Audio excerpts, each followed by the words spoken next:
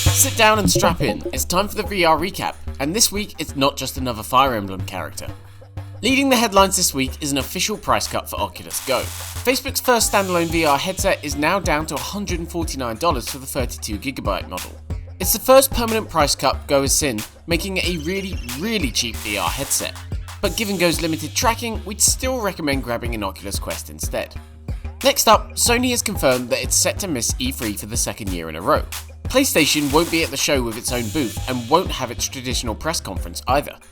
This is a little more surprising than last year, considering Sony is set to ship the PS5 this holiday season. This likely means we won't see many new PSVR games at E3 either, which is a bit of a bummer. That is unless a certain showcase has something to say about it. Finally, we saw some interesting side quest figures this week. The platform, which lets Quest owners sideload games, announced that Crysis VR Brigade is its most downloaded app. In fact, the game's been downloaded over 50,000 times on the platform, though apparently the recently released Pavlov's Shack is catching up fast.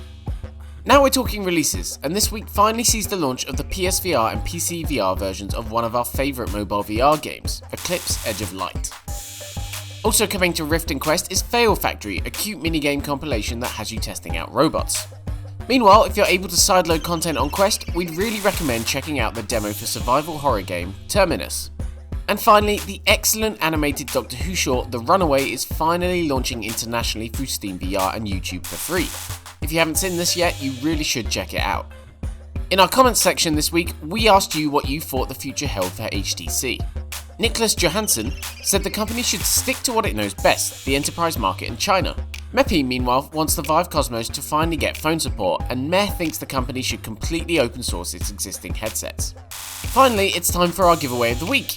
This time around, we're offering up Steam VR codes for sublime sci-fi adventure Eclipse Edge of Light. Want to be in with a chance to win? Follow the link in the description below. Okay, Cyberpunk 2077 has been delayed, so we're off to cry for a straight week. See you next Friday.